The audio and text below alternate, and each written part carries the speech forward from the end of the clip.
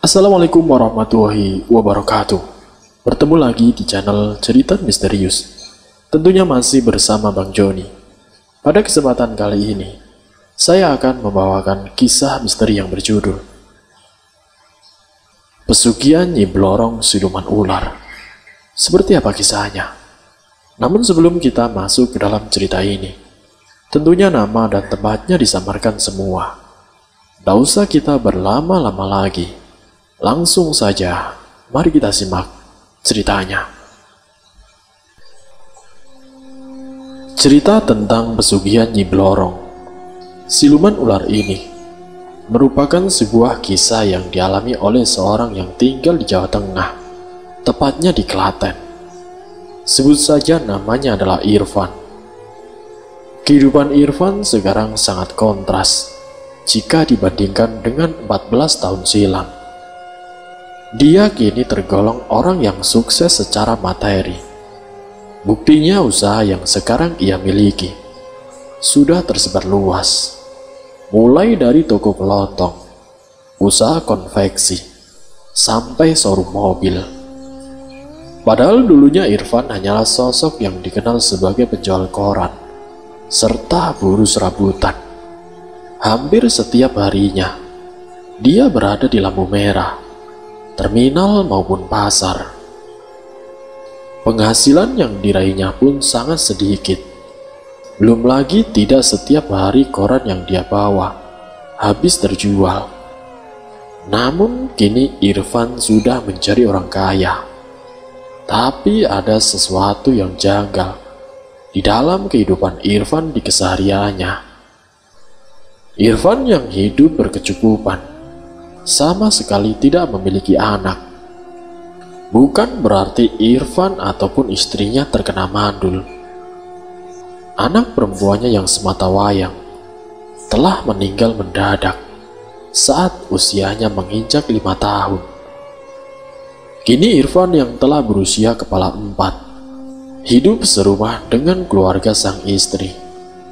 Sementara itu keluarga dari istrinya satu persatu setiap tahunnya meninggal dunia tanpa suatu sebab yang mengakibatkan mereka meninggal. Melihat penampilan keseharian Irfan dan juga istrinya yang kaya raya itu amat bersahaja, bahkan sedikit agak jorok. Pakaian yang dikenakannya amat lusuh dan juga jarang ganti. Bahkan makanan yang mereka makan di setiap harinya tidak sebanding dengan jumlah kekayaan yang mereka miliki. Kenyataan yang dialami dan dijalani oleh suami istri ini yang seakan serba minim. Dari itu menimbulkan pertanyaan, terutama di mata orang-orang sekampungnya. Pagi itu Irfan yang hanya tamatan sekolah dasar terlihat murung dan juga gelisah. Seakan ada beban berat yang bersarang di dalam pikirannya. Sementara itu istrinya si Sinta terlihat biasa saja. Sinta yang menyaksikan suaminya berperangai begitu. Sinta jadi iba. Kenapa akhir-akhir ini kamu kelihatan murung, Mas? Masalah apa yang sedang ada dalam pikiranmu? Tanya sang istri. Irfan langsung menatap Sinta, seraya mengusap mukanya dengan kedua jari tangannya yang sudah mulai keriput. Lantas dia berujar, "Aku amat gelisah, sebab 2 minggu lagi aku harus mempersembahkan tumbal. Aku sangat khawatir bila tumbal tidak didapat. Tentu di antara kita harus menjadi gantinya." Jawab Irfan dengan sangat sedih. "Tahun kemarin kan aku sudah menyuruh kamu agar kamu kawin lagi. Kalau bini muda kamu peranakannya subur, tentu kan sangat membantu, Mas. Sebab anaknya dapat dijadikan tumbal. Ya, paling tidak seperti 7 bayi yang keluar dari rahim Mina, Siva dan Rita dulu. Kalau waktunya mendesak, istri muda kamu itu yang akan kita persembahkan. Papar Sinta sang istri. Irfan hanya diam membisu. Tatapan matanya yang kosong, memandang lurus ke depan. Ya, benar apa yang dikatakan sang istri. Kalau Irfan ini memiliki 3 istri muda yang sudah dijadikan tumbal olehnya. Irfan sengaja menikahi mereka dengan tujuan akan menjadikan tumbal para istri-istri mudanya. Apa yang dirisaukan keduanya memang tertuju pada perjanjian yang pernah mereka ikrarkan. Tentunya dengan sesembahannya. Tidak mau hidup dirundung kemiskinan terus-menerus. Keduanya pun memilih jalan yang sesat, yaitu bersekutu dengan Nyi Blorong atau siluman ular. Lelembut pemberi kekayaan, penghuni hutan yang terkenal sangat angker. Sejak 10 tahun yang lalu, Irfan dan Sinta bersekutu dengan iblis. Akibat nafsu dunia terhadap harta dan tidak tahan menjalani hidup yang selalu ditimpa kemelaratan, mereka telah menempuh jalan sesat. Tentu saja efek dari perbuatan itu sangat besar. Dosa-dosa yang harus dipikul keduanya juga amat banyak. Tidak sebanding dengan harta yang dinikmati selama ini. Tambahan pula perjanjian itu tidak dapat disudahi dengan begitu saja. Agaknya hati kecil Irfan dan Sinta mulai tergugah. Mereka mulai berangsur menyadari kekeliruan yang telah mereka lakukan selama ini. Dosa-dosa itu begitu jelas terbayang di hadapan mereka. Keduanya mulai dibayang-bayangi wajah orang-orang yang telah ditumbalkan. Seolah mereka ingin menuntut balas terhadap kebiadaban yang telah sepasang suami istri itu lakukan. Mereka pun kian resah ketika menyadari kalau para tetangganya telah mencium perilaku yang telah mereka lakukan selama ini. Memang dugaan itu benar adanya. Gunjingan dan cemoohan para tetangga mulai merebak. Tabir pemujaan pesugihan Nyi Blorong itu telah terendus penduduk sekitar. Dampaknya Irfan dan Sinta mulai terkucilkan oleh warga. Buktinya toko kelontong yang mereka miliki sudah surut pembeli. Ini terjadi lantaran para penduduk takut dijadikan tumbal. Namun meski sepi konsumen, harta Irfan sesungguhnya tetap bertambah.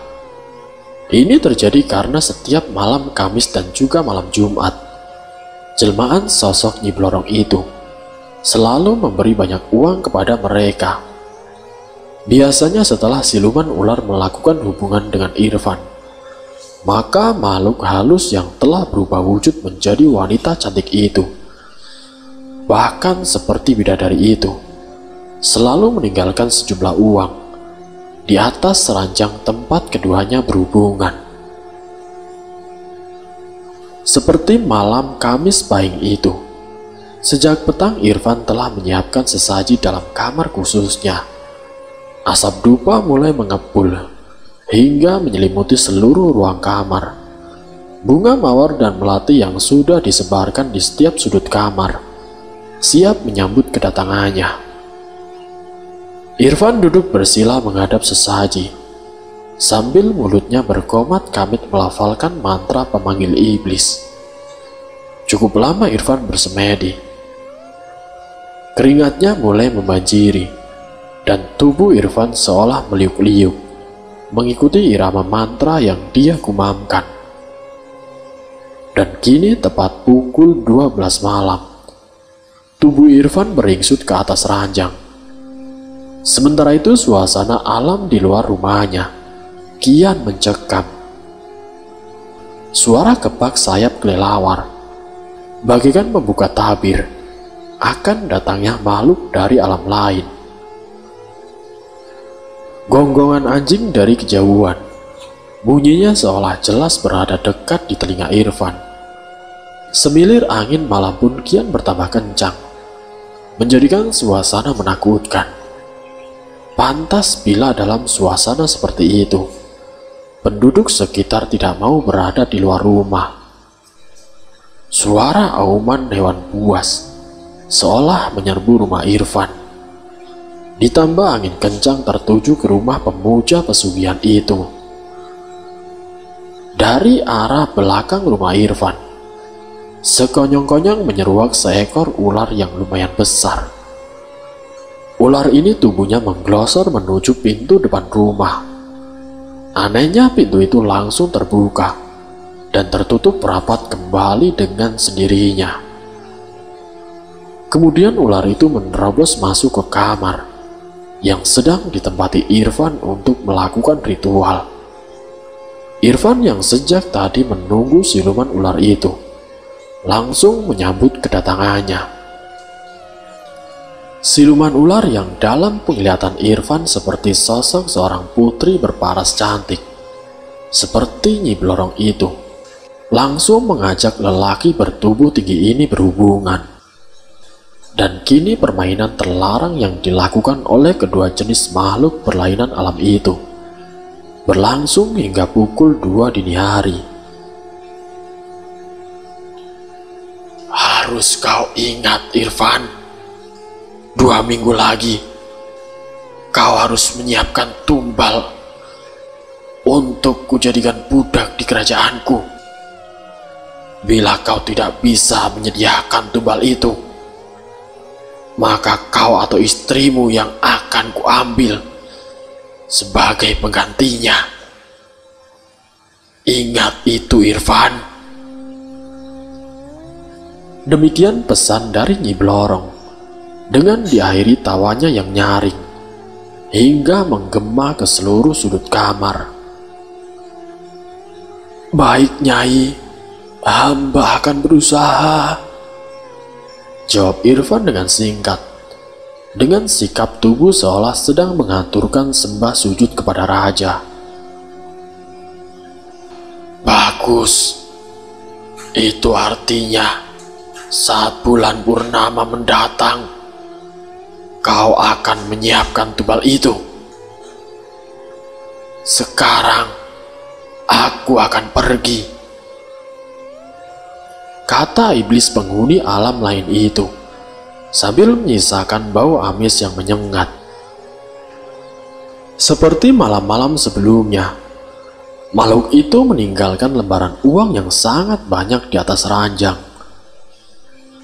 Keesokan harinya langit yang tampak tidak bersahabat. Mendung tebal bergayut karena matahari enggan memancarkan sinarnya. Suasana jadi lembab dan dingin.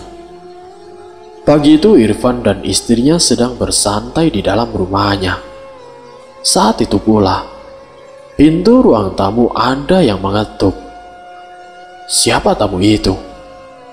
Saat pintu utama dibuka, terpampanglah seorang laki-laki yang usianya sama dengan Irfan.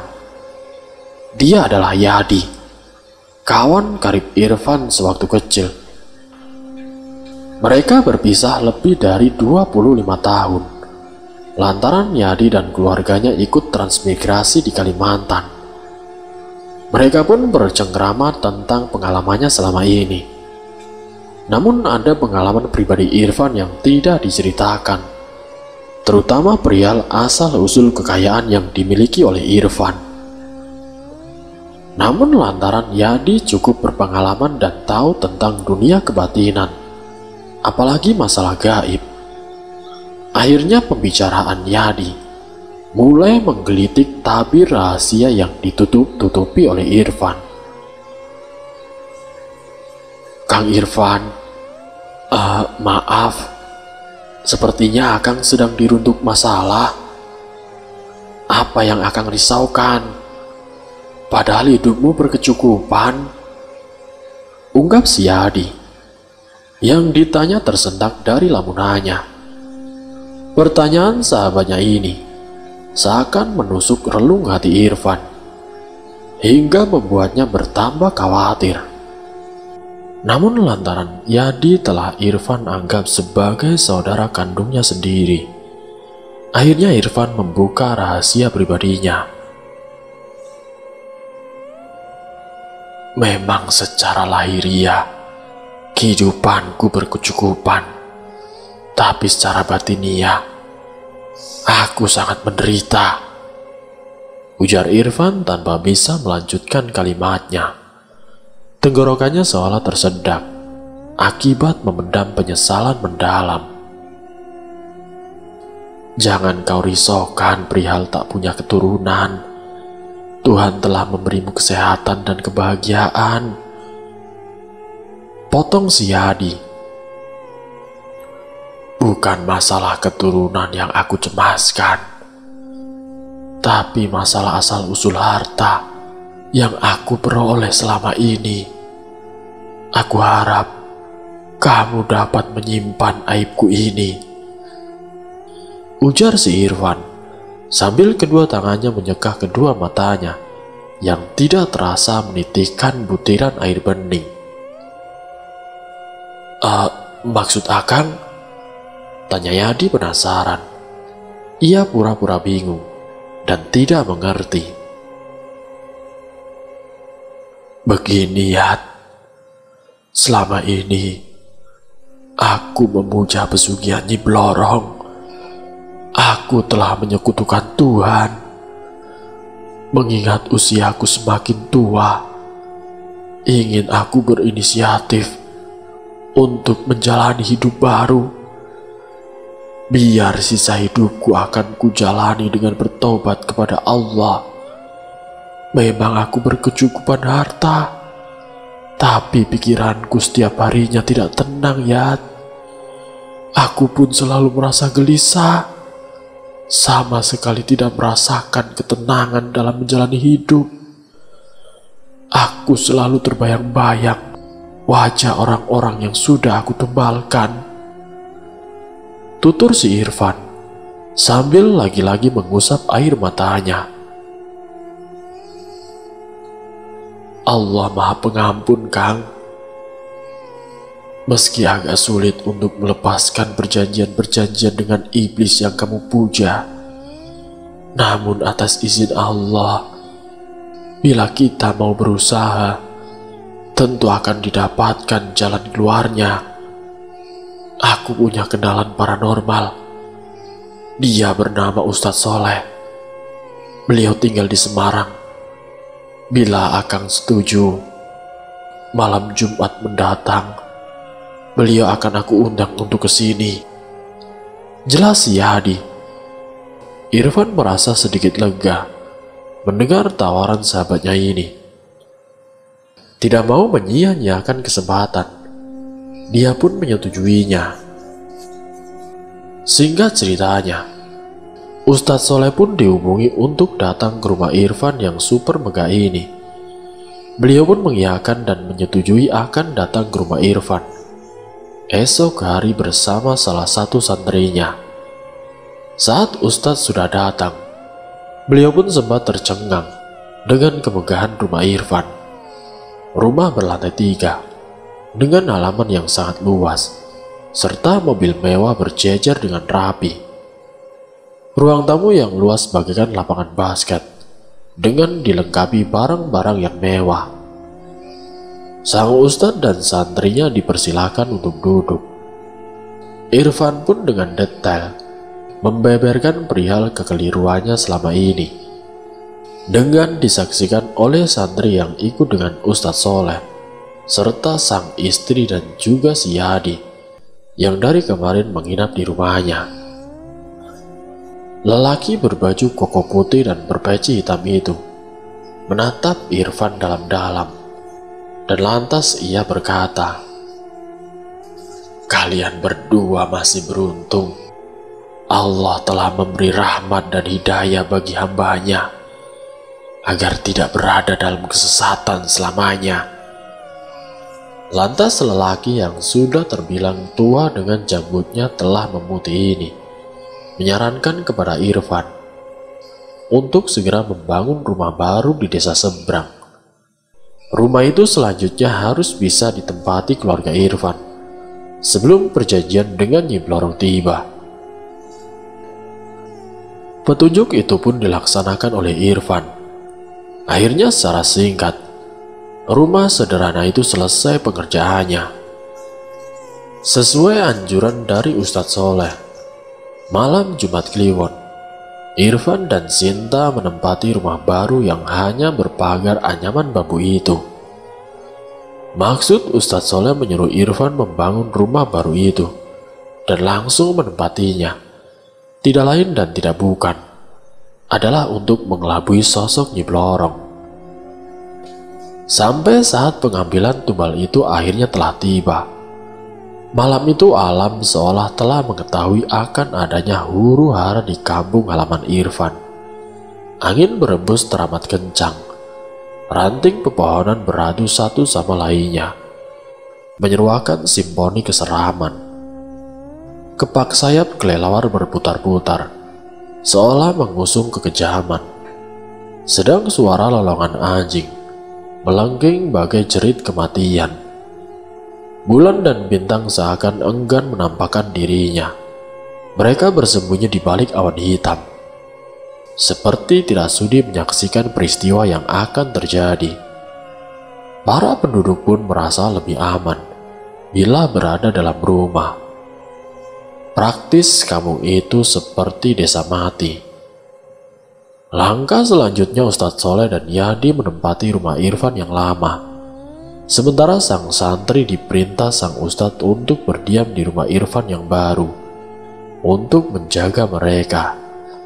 Yadi berada di kamar tengah rumah Irfan yang megah, sedangkan ustadz menempati kamar yang biasa digunakan ritual oleh Irfan. Di dalam kamar ustadz berpura-pura tidur dengan ditutupi selimut dari kepala hingga kaki. Tepat pukul 12 malam, angin kencang datang menembus jendela, disusul kemunculan ular besar yang masuk menerobos ruang tamu hingga sampai ke kamar Irfan. Menyadari Irfan tidak menyambut kedatangannya, ular jadi-jadian ini kemudian berkata sambil mengibas-ngibaskan ekornya, tanda ia telah marah. "Irfan, kau tidak menyambut kedatanganku. Bangun kau, Irfan." Ustadz Soleh yang berpura-pura sebagai Irfan tidak menjawab. Yang ada hanya kebisuan. Melihat gelagat Irfan yang hanya dia membisu, secepat kilat ekor ular Nyi Blorong ini menyingkap selimut. "Biadab kau, Irfan. Kau telah mengelabuiku. Kau akan terima akibatnya," pekik sang Nyi Blorong begitu melihat kalau ternyata sosok di balik selimut itu bukanlah si Irfan. Tubuh ular itu berkelojatan, seperti menahan kesakitan. Melihat kesempatan ini, Ustadz Soleh terus menggerakkan tasbih sambil membaca ayat-ayat suci Al-Quran. Ternyata Allah mengabulkan doanya. Cahaya kemerahan mirip bola lampu turun dari angkasa dan persis jatuh di atas bumbungan rumah Irfan. Rumah Irfan yang lama kini telah terbakar.